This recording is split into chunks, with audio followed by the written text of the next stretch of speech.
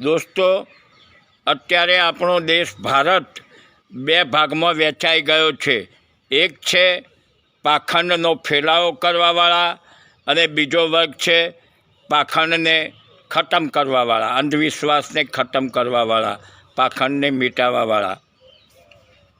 આપણે તાર્કિક બનવાનું છે. તર્ક અને વિજ્ઞાનને અપનાવવાનું છે, આપણે સ્વીકારવાનું છે, ન કે અંધવિશ્વાસ અને પાખંડને. અને કહે છે ને કે નથી હિન્દુઓને જગાડવા કે નથી મુસલમાનોને જગાડવા, પરંતુ આપણે માણસ છીએ, આપણે ઇન્સાન છીએ.